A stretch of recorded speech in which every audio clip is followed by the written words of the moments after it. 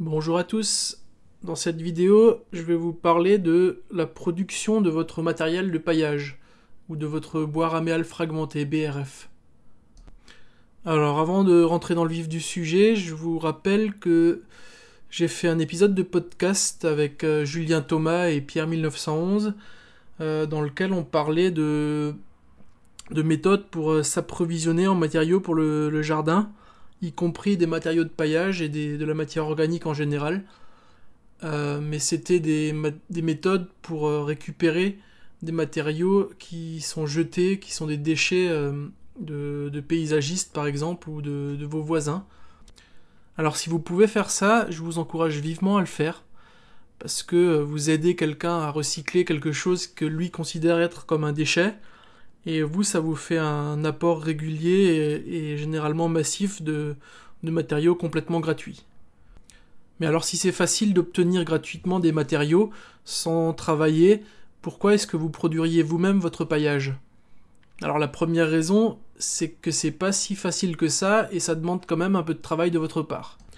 Pour commencer, ça vous oblige à installer une espèce de plateforme de déchargement sur laquelle les gens peuvent venir vous décharger, vous baigner, vous renverser des chargements complets de biomasse, donc des branchages, des tontes de gazon.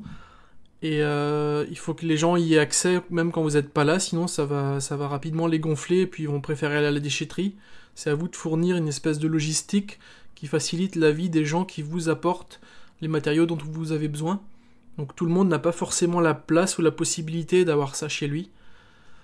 Et ensuite, vous pouvez pas tellement choisir ce que vous recevez, parce que évidemment, vous pouvez dire aux gens que vous voulez pas de résineux, vous voulez pas trop de tontes de gazon, mais dans le fond, si eux, ils ont tout sur une remorque mélangée, ils vont pas vouloir se fatiguer à le trier pour vous.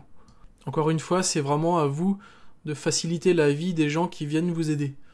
Et dans ce cas, ça veut dire accepter tout ce qui vient. Donc produire vous-même votre paillage, c'est une espèce d'assurance d'avoir vraiment exactement le matériel que vous souhaitez avoir. La deuxième raison pour laquelle je vous encourage à produire vous-même votre matériel de paillage, c'est que aujourd'hui les gens considèrent encore ça comme un déchet, mais je pense que c'est rapidement en train de changer.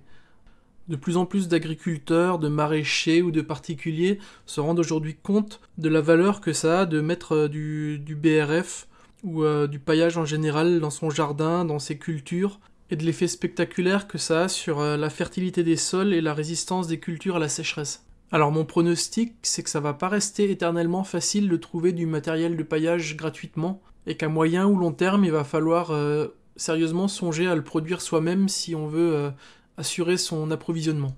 Et vu que la mise en place et la croissance des végétaux qui vont vous fournir ce matériel de paillage n'est pas immédiate, ça prend quand même plusieurs années, il vaut mieux commencer tout de suite. Alors c'est peut-être une bonne idée de se rappeler rapidement quels sont les bénéfices du paillage. Le paillage, déjà, il évite le désherbage. Si vous avez une épaisse couche de matériaux ou même une fine couche une bâche plastique, vous n'allez pas avoir toutes sortes d'adventices qui poussent au milieu de vos cultures et vous allez vous épargner du désherbage.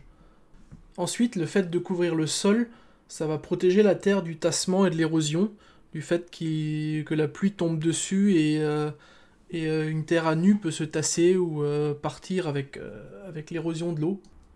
Ensuite, le paillage permet de limiter les arrosages parce qu'il évite que le soleil tape directement sur la terre à nu. Il évite que l'eau qui remonte du sol humide soit directement en contact avec l'air chaud et sec qui circule à cause du vent. Et un dernier avantage de recouvrir le sol, c'est que vous permettez aux vers de terre de toute espèce de monter jusqu'à la surface. Parce qu'un ver de terre, il a besoin d'humidité pour pouvoir circuler et survivre. Et en arrivant près de la surface, quand il fait très sec, ça peut l'empêcher de remonter. Donc ça peut empêcher les vers de terre d'aérer votre structure de sol et d'amener leurs bactéries et tous les bienfaits que les vers de terre amènent à des sols cultivés. Donc voilà, tout ce que je viens de vous citer là comme avantages sont des avantages qui viennent uniquement du fait de couvrir le sol. Donc quel que soit le matériau que vous utilisez, même si c'est des rochers, des cailloux, des bâches plastiques, ça va avoir un effet positif. Maintenant, on va parler des effets positifs du fait d'utiliser des matières organiques. La décomposition des matières organiques va fournir au sol une bonne partie des éléments qui sont dans cette matière. Donc si vous avez des matières organiques qui sont azotées ou qui ont des sels minéraux, tous ces éléments vont être apportés au sol pendant que la matière organique se décompose. Mais ensuite, vraiment le plus important pour moi, c'est que la matière organique, elle est composée en grande partie de carbone. Et ce carbone, en se décomposant, il va faire de l'humus. Et la présence d'humus dans le sol va fortement augmenter la capacité de rétention en eau. Donc un sol avec de l'humus, il va beaucoup plus facilement infiltrer l'eau comme une éponge, il va beaucoup mieux la garder, donc vous avez une résistance accrue aux sécheresses. Ensuite, la présence de l'humus, ça va alléger votre sol, surtout si vous avez un sol argileux, donc ça va grandement faciliter le désherbage, et ça va aussi augmenter la fertilité des sols, parce que le carbone dans le sol peut retenir beaucoup de vie bactérienne, de vie biologique en général. Et toute cette vie va interagir avec les racines et avec l'air pour, par exemple, fixer du carbone, pour permettre à des champignons mycorhiziens de s'associer avec des racines, et par symbiose, amener de l'eau et des éléments nutritifs aux racines, en échange d'un peu de sucre que les racines produisent. Alors l'utilisation principale que je fais du broyat, moi, c'est pailler les jeunes arbres pendant au moins 2 saisons, donc après la transplantation. Et après, tout ce qui me reste, si j'en produis un peu de trop, ça va au potager chez moi ou dans la pépinière. Ce qui fait que depuis mon arrivée, mon sol est déjà beaucoup plus léger, beaucoup plus meuble. Vous voyez tous les champignons qui poussent là dans la petite butte d'ail et d'oignon que j'ai fait. Ça, c'est parce que j'ai beaucoup mis de broyat l'an dernier. J'avais l'épaisseur quasiment 20 cm sur toute la surface là. C'est un chargement que j'avais récupéré d'un paysagiste.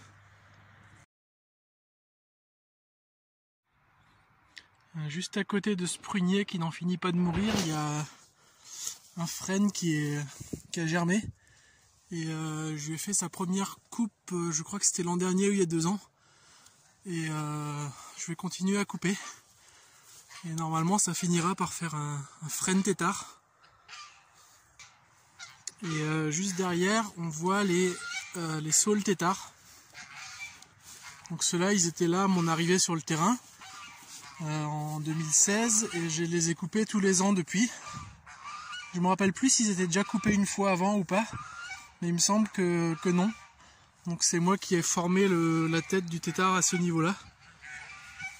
Et chaque année depuis, il me donne un peu plus de bois. Et comme vous pouvez voir, c'est chaque année des belles tiges bien droites. Alors si je voulais en faire de la vannerie, elles seraient trop grosses ces tiges. Il faudrait que je coupe une fois en été et que je fasse 2 coupes dans l'année. Mais pour faire du broyat, c'est juste bon, c'est vraiment le diamètre parfait. Et le tétard d'à côté, j'ai mis de multiples têtes pour varier un peu. Alors comme vous pouvez voir, c'est relativement impénétrable. En tout cas, c'est très compliqué de manier le sécateur ou la scie. Donc ça, c'est un petit peu l'inconvénient des arbres tétards. La solution, c'est de couper un peu à l'écart du tronc et ensuite de nettoyer avec une bonne coupe propre par la suite, donc une coupe en 2 temps. Là, c'est un prunier mirobolant qui était tout petit quand je suis arrivé, peut-être plus haut que ça, mais c'était 1 ou 2 tiges jusqu'à là, et qui a bien poussé sous une forme de gros arbustes. Et lui, j'avais l'intention de le laisser pousser de manière anarchique parce qu'il fait une belle floraison, très mellifère, même si les fruits sont pas très bons. Mais là, je vois qu'il est en train de devenir vraiment très dense. Et tôt ou tard, toutes les branches qui sont au milieu, qui ne voient pas le soleil, vont de toute façon pourrir et tomber au fur et à mesure que la couronne s'épaissit plus.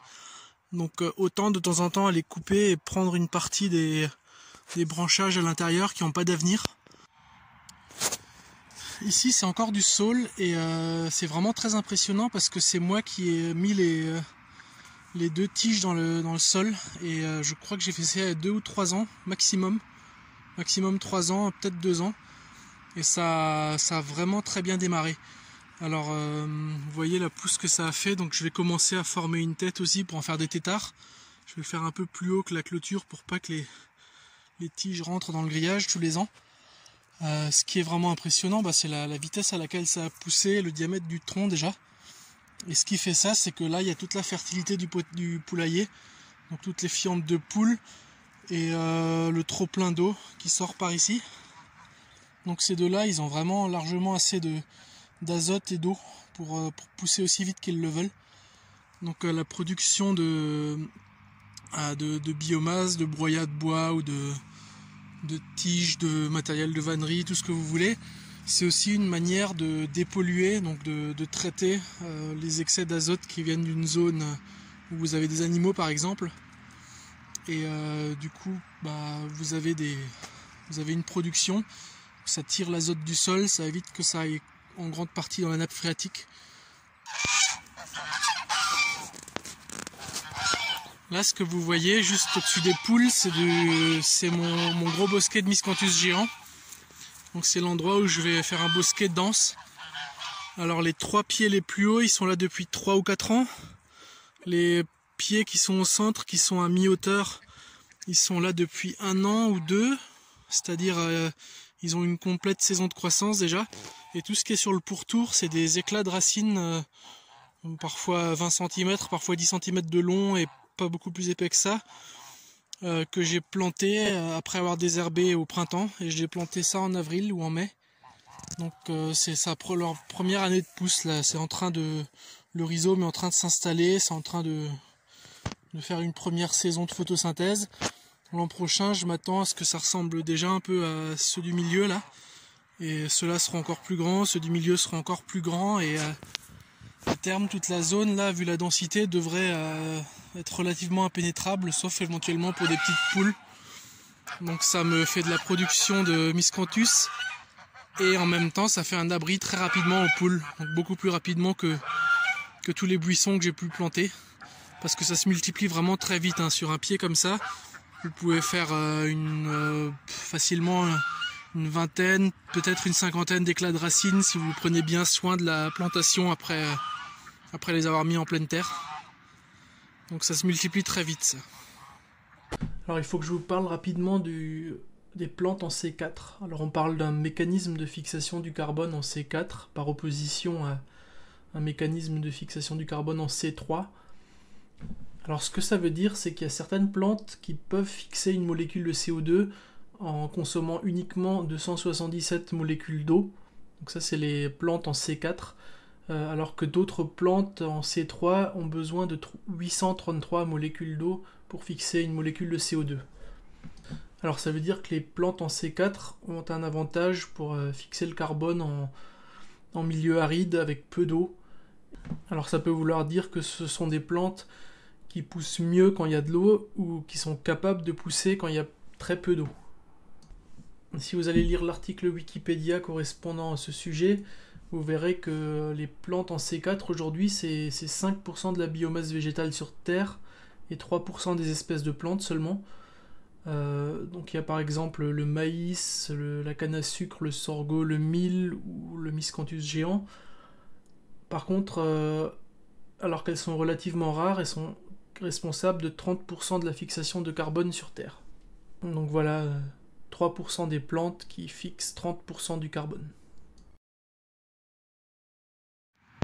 Ici vous avez une rangée d'arbustes qui va me servir de haie brise-vent pour éviter que mes arbres tombent quand il y a de la tempête et qui me cache aussi un peu la ligne électrique là-bas.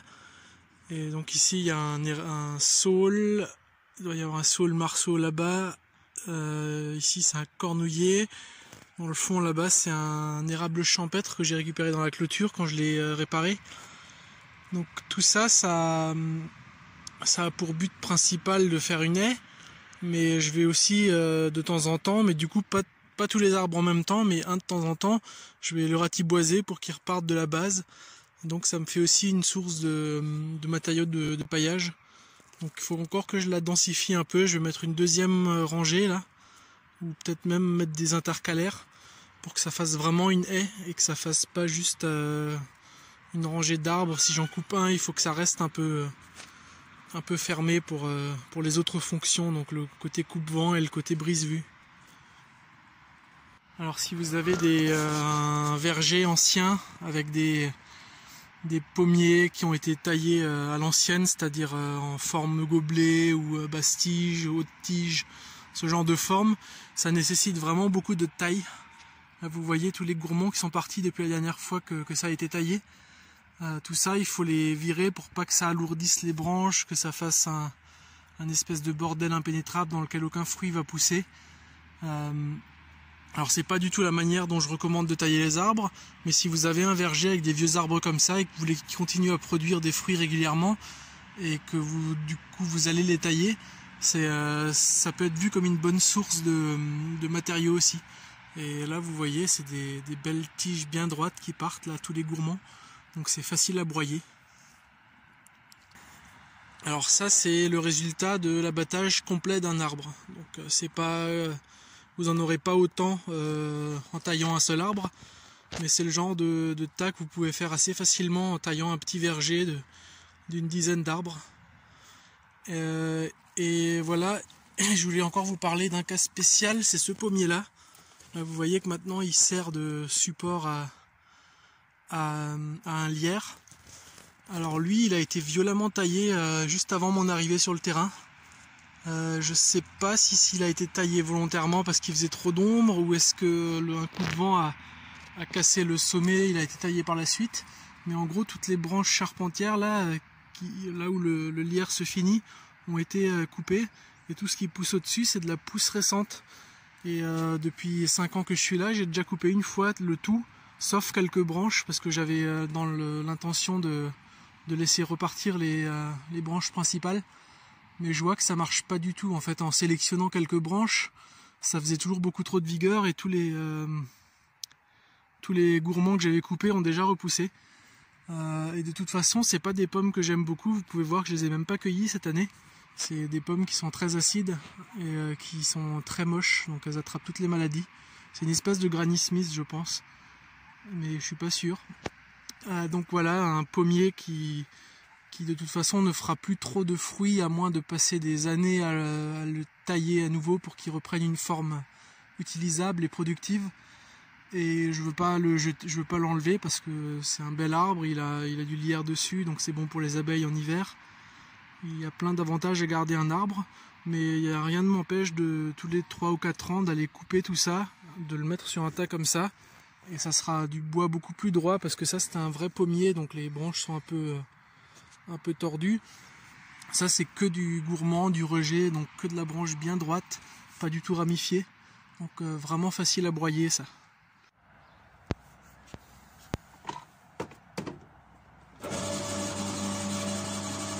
On va commencer par un mûrier, une branche de mûrier.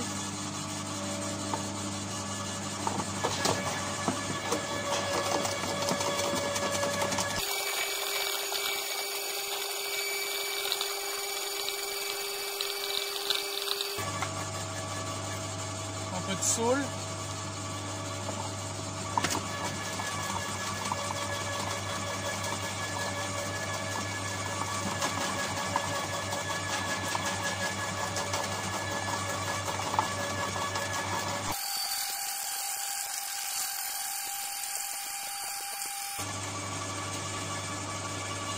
On passe à du pommier.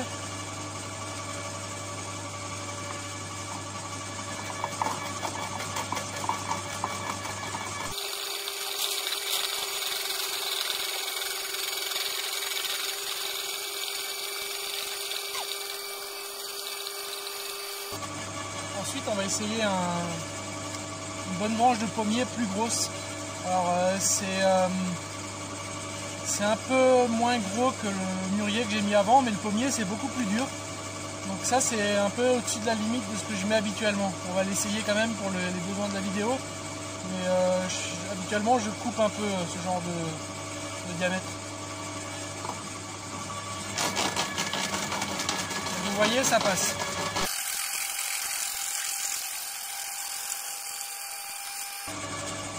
On va essayer un peu de miscanthus maintenant.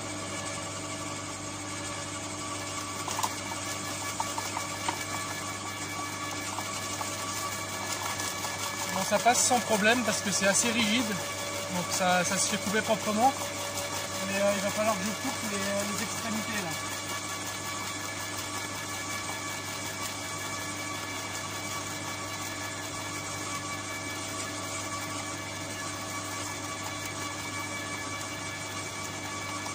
Parce que ça tend à s'enrouler autour des lames.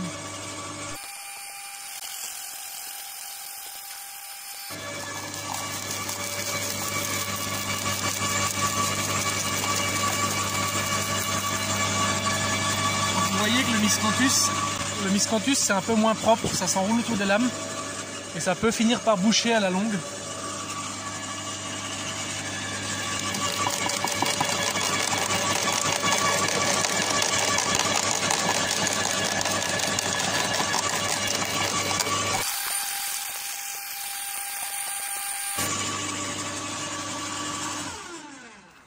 Donc ça peut aider de temps en temps de passer quelque chose de plus rigide que le miscanthus pour un peu nettoyer les lames.